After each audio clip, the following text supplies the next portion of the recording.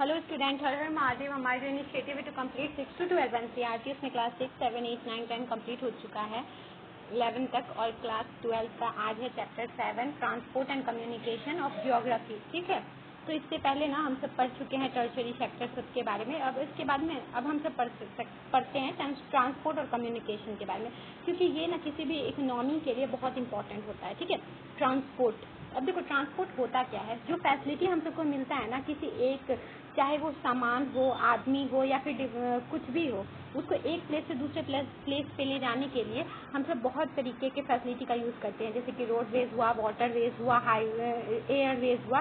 तो ये सब ना एक ये क्या किस का काम करता है, तो ये एक ट्रांसपोर्ट का काम करता है। ठीक है, तो इसी हिसाब से हम सब क्या बता सकते हैं कि मोड्स ऑफ ट्रांसपोर्ट, तो मोड्स ऑफ ट्रांसपोर्ट किस किस हिसाब से हो सकते हैं, लैंड, वाटर, एयर और पाइपलाइन। तो ये क्या हुआ, ये एक जगह से दूसरी जगह किसी भी चीज़ को पहुंचाना, चाहे वो थिंग्स हो, मतलब कोई भी सामान हो, चाहे वो आदमी हो, चाहे वो जानवर हो। तो किसी को भी ना एक जगह से दूसरी जगह अगर ट्रांसपोर्ट किया जाता है, एक जगह से दूसरी जगह पहुंचाया जाता है, तो उसको क्या कहते हैं हम सब कि ना, चाहे वो सामान हो, चाहे वो आदमी हो, चाहे जानवर हो, तो सबको जो ट्रांसपोर्ट किया जाता है तो उसी को ट्रांसपोर्ट कहते हैं, मतलब एक जगह से दूसरी जगह जो पहुंचाया जाता है। ठीक है, देखो सबसे इंपॉर्टेंट है लैंड ट्रांसपोर्ट। तो लैंड ट्रांसपोर्ट में क्या होता है कि ना, इसमें लैंड ट्रांसपोर्ट में क्या आता है कि हमारा रोडवेज आता है।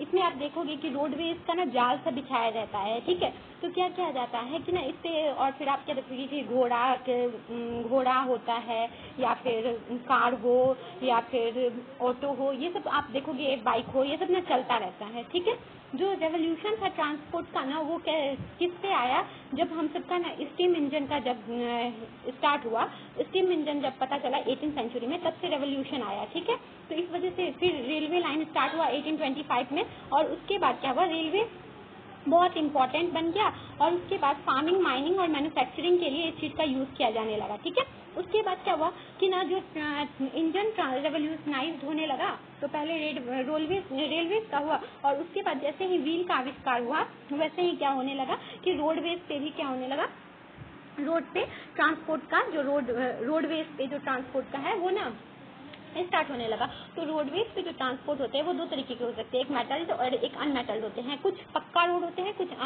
अनमेटल्ड रोड होते हैं। ठीक है, कुछ कच्चा रोड होते हैं। ठीक है, तो ये देखोगे ना आप, तो अधिकतर रूरल एरियाज में आपको कच्चा रोड देखने को मिल जाएगा। ठीक है, तो वो उस टाइप का रोड होता है। तो रोडवेज ना बहुत तरीके का होता है, और रोड का डेंसिटी जो है हाईएस्ट है एज कम्पेयर टू दूसरा चीज को लेके वेस्टर्न यूरोप में। The highest roadway density of the highest number of the vehicle and are registered in the continent compare to Western Europe.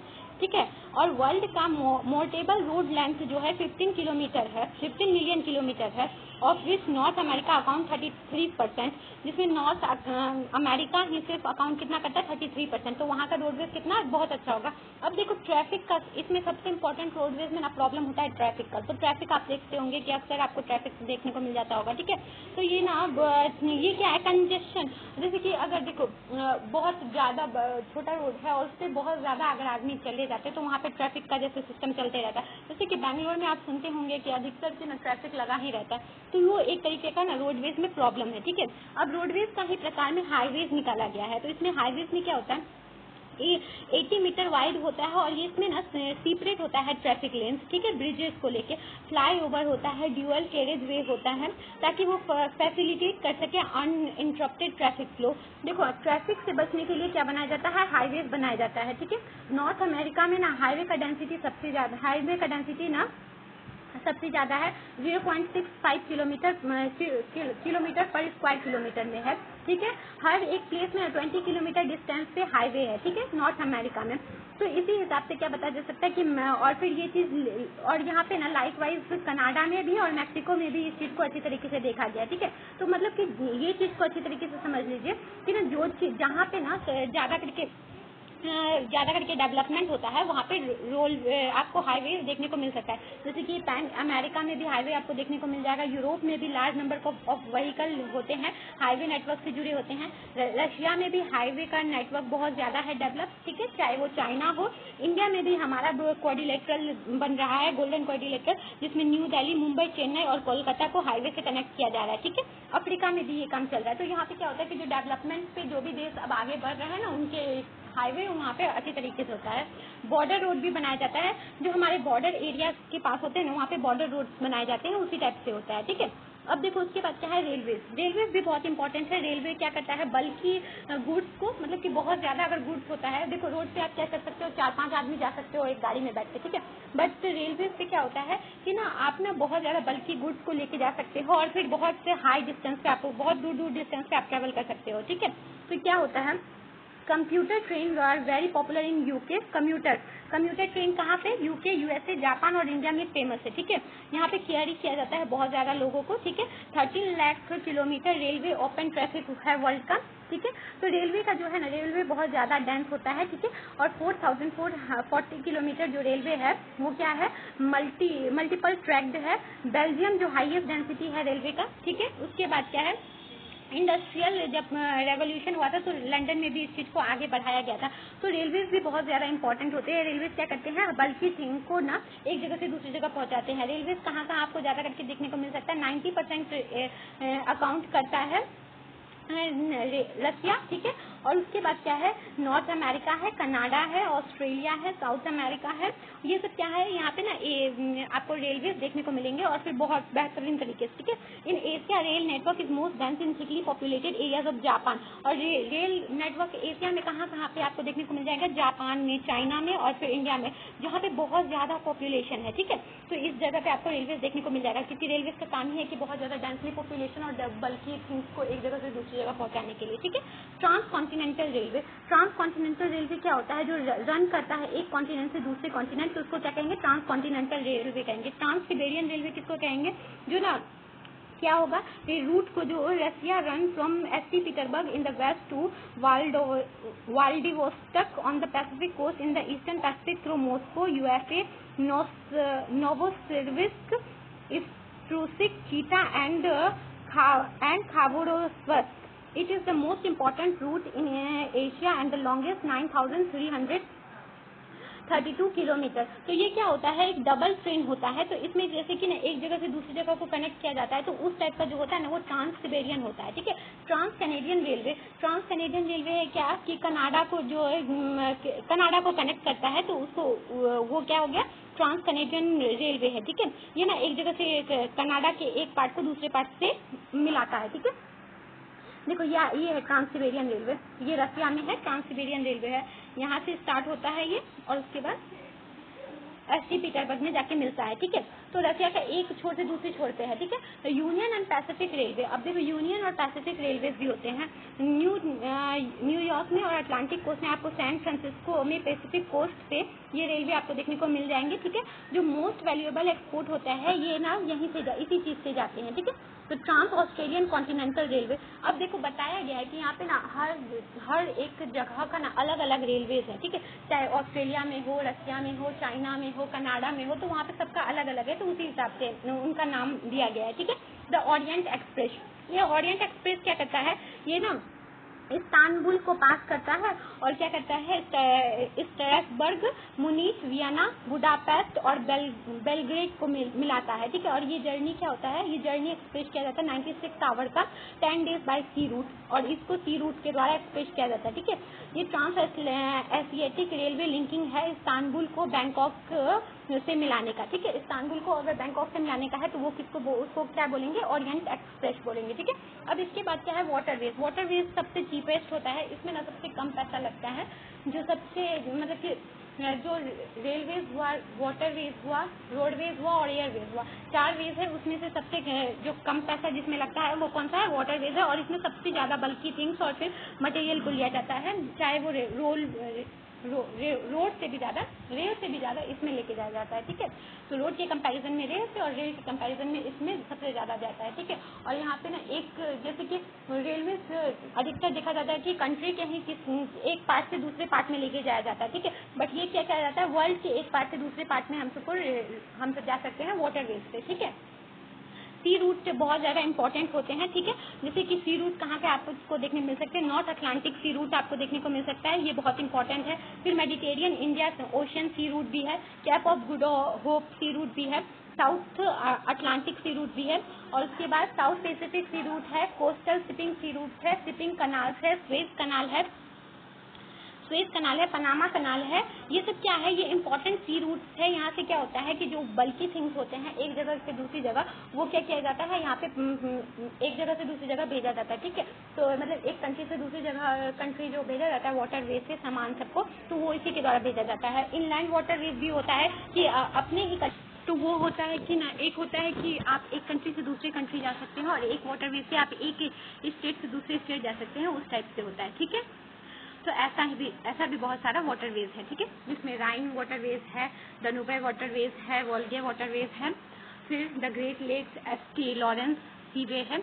ठीक है, अब इसके द मिसिसिपी वाटरवेज है, ये सब है। ठीक है, अब इसके बाद एयरपोर्ट सबसे महंगा होता है और आपको ना ये मतलब कुछ ही मिनटों में ना एक जगह से दूसरी जगह जा सकता है, लेके जा सकता है। तो ये क्या होता है, फास्टेस्ट होता है पर बहुत ज़्यादा कॉस्टली होता है एयरवेज। ठीक है, एयरवेज से क्या किया जाता है, इससे भी ना बहुत ज़्यादा पैसेंजर को एक जगह से दूसरी जगह लेके जाया जाता है, बट ये वाटरवेज और फिर रेलवेज के कंपैरिजन में कम होता है, बट ये ना लेके जाता है। ठीक है, और बल्कि मटेरियल को भी लेके जाता है। इंटरकॉन्टिनेंटल एयर रूट्स भी होते हैं जो एक देश से दूसरे देश में लगे होते हैं। ठीक है, जैसे कि डेंस नेटवर्क है ईस्टर्न यूएसए में, वेस्टर्न यूरोप में, साउथ एशिया में। यूएस में 60% एयरवेज है यूएस में वर्ल्ड का। ठीक है, अकेला ही। और New York, London, Paris, Amsterdam, Frankfurt, Rome, Moscow, Karachi, New Delhi, Mumbai, Bangkok, Singapore, Tokyo, San Francisco, Los Angeles and Chicago जो है ये नोडल पॉइंट है एयर रूट्स का, जो कवर करता है ऑल कॉन्टिनेंट को। ठीक है, यहाँ पे 10 to 35 लैटिट्यूड जो होता है सदर्न हेमिस्फीयर का, due to special population, limited landmass and economic development, limited airways है 10 to 35 लैटिट्यूड में। ठीक है, क्योंकि बहुत ज़्यादा वहाँ पे ना स्पेशल पॉपुलेशन है और लिमिटेड लैंड मास है इकोनॉमिक डेवलपमेंट को लेके। Africa, Asiatic part of Russia और साउथ अमेरिका लैक है इस सर्विसेज को लेके, ज़्यादा नहीं है वहाँ पे। ठीक है, पाइपलाइंस, अब पाइपलाइंस में क्या होता है कि जैसे गैस को एक जगह से दूसरी जगह, गैस चीज को, वाटर को, पेट्रोलियम को एक जगह से दूसरी जगह जो पहुँचाया जाता है ना, वो किसकी सहायता से पहुँचाया जाता है, पाइपलाइन की सहायता से पहुँचाया जाता है। ठीक है, अब पाइपलाइन ना अबाउट 17% जो ऑल फ्राइट है वो टन किलोग्राम में वो केयर किया जाता है पाइपलाइन द्वारा यूएसए में। ठीक है, अब देखोगे बहुत सारा देश में क्या किया जाता है कि ना पाइपलाइन पे ही निर्भर किया जाता है। एक जगह से दूसरी जगह अगर कुछ ये सब जैसे कि गैस हो, वाटर हो, ये सब चीज़ को पहुंचाने के लिए ना वो पाइपलाइन का ही यूज़ करते हैं। तो उसमें यूएसए जो है 17% अपना फ्लाइट को यूज़ कर किस चीज़ से यूज़ करता है, पाइपलाइन से यूज़ करता है। ठीक है, यूरोप, रशिया, वेस्ट एशिया और इंडिया भी पाइपलाइन से कनेक्टेड है ऑयल रिफाइनरीज को लेके डोमेस्टिक मार्केट में। ठीक है, अब इसके बाद है कम्युनिकेशन। ठीक है, कम्युनिकेशन क्या होता है, एक इंसान अगर दूसरे इंसान से टॉक करता है, ठीक है, बात किया जाता है तो टेलीग्राफ के द्वारा किया जाता है। टेलीग्राफ हुआ, टेलीफोन कंपनी हुआ, तो ये सब चीज़ में ना क्या कहता है, ये सब क्या हुआ, कम्युनिकेशन का स्रोत हुआ, जिसपे इस कम्युनिकेशन पे ना monopoly over USA telephone industry जो अमेरिकन है ना, अमेरिकन टेलीग्राफ है वो ना सबसे ज़्यादा इम्पोर्टेंट है और उसका ना जो अमेरिका का मिड-20 में ना इसी का सिर्फ मोनोपोली था। ठीक है, बट अब क्या हुआ है कि ना अब ऐसा नहीं है, अब ना सब देशों में आपको देखने को मिल सकता है कम्युनिकेशन का सिस्टम। ठीक है, और फिर इससे ना क्या होता है कि ये ना बहुत ज़्यादा सबसे इम्पोर्टेंट और फास्ट है कि आप एक दूसरे से कनेक्ट कैसे कर सकते हैं, तो कम्युनिकेशन के द्वारा आप कनेक्ट कर सकते हैं। ठीक है, इसमें ना ऑप्टिकल फाइबर का भी यूज़ किया जाता है, ऑप्टिकल फाइबर केबल्स का। ठीक है, और फिर ना इससे telecommunication slowly merge with computer to form integrated network termed as internet, और इसी का नाम है क्या, इसी से एक इंटरनेट का जो सबसे इम्पोर्टेंट आया है। फिर सेटेलाइट कम्युनिकेशन है, सेटेलाइट कम्युनिकेशन में जो है इंडिया का जो अभी इंटरनेट जो है लार्जेस्ट है वो सेटेलाइट से ही कनेक्टेड है। नेटवर्क जो मिलता है मिलियन लोगों को जो मिलता है 100 कंट्रीज में, उसको किसके द्वारा मिलता है, सेटेलाइट कम्युनिकेशन के द्वारा ही मिलता है। ठीक है, और इसमें क्या है, जो इंडिया है ना ग्रेट स्ट्राइड्स इन सेटेलाइट डेवलपमेंट में है। आर्यभट्ट हमारे इंडिया द्वारा ही लॉन्च किया गया था, भास्कर भी लॉन्च किया गया था, रोहिणी भी लॉन्च किया गया था। ठीक है, तो ये हमारे इंडिया का है, तो इसको अच्छी तरीके से याद रखना है। ठीक है, ये कम्युनिकेशन सबसे पहले स्टार्ट हुआ था 1970 यूएसए और यूएसएसआर के द्वारा। ठीक है, satellite communication. Cyber space internet जो होता है, वर्ल्ड जो है ना कंप्यूटराइज होते जा रहा है, और इससे क्या होता है कि ना साइबर एग्जिस्ट कर रहा है एवरीवेयर, और इससे क्या हो सकता है, बहुत तरीके का प्रॉब्लम भी हो सकता है। ठीक है, देखो एक तरीके से ना इसमें बहुत सारा क्या कहता है, इसका बहुत सारा हानि भी है तो बहुत सारा लाभ भी है। ठीक है, इस हिसाब से होता है साइबर स्पेस। ठीक है, the speed at which this electronic network has spread is unprecedented in human history. ये जिस हिसाब से बढ़ते जा रहा है ना, ऐसा कभी नहीं बढ़ा था। ठीक है, 50 मिलियन इंटरनेट 1995 में था, 400 हो गया 2000 में, और 2 बिलियन हो गया 2010 में, और 5.4 बिलियन हो गया 2023 में। में इसमें जो है ना फ्यू ईयर में जो है शिफ्ट किया गया है global user USA to developing countries में। यूएसए में पहले सबसे ज़्यादा यूज़ होता था, अब ये डेवलपिंग कंट्रीज में यूज़ होने लगा है। ठीक है, अब बताया जा रहा है कि मेजोरिटी जो है ना ये जो वर्ल्ड यूज़ कर रहा है उसमें कौन कौन से देश है, यूएसए, यूके, जर्मनी, जापान और इंडिया। यहाँ पे ना बहुत ज़्यादा साइबर स्पेस का यूज़ किया जा रहा है। ठीक है, बिलियन यूज़ किया जा रहा है ई कॉमर्स के लिए, ई लर्निंग के लिए, ईमेल के लिए, ई गवर्नेंस के लिए, इसी सब चीज़ के लिए क्या किया जा रहा है, साइबर स्पेस का यूज़ किया जा रहा है। ठीक है, तो इस चैप्टर में हम सब पढ़े कि हम सबका जो ट्रांसपोर्ट है और कम्युनिकेशन है वो किस हिसाब से ट्रांसपोर्ट में हम सब रेलवेज, रोडवेज, वाटरवेज, एयरवेज के बारे में पढ़े, कम्युनिकेशन के बारे में पढ़े और उसके बाद इंटरनेट के बारे में पढ़े। ठीक है, तो इस चैप्टर में बस यही था। तो ये चैप्टर अच्छी तरह से समझ में आया तो इसके सारे क्वेश्चन को सॉल्व कर लेना है। अगर कोई भी डाउट हो तो आप कमेंट्स में पूछ सकते हैं। I hope you understand. Thank you.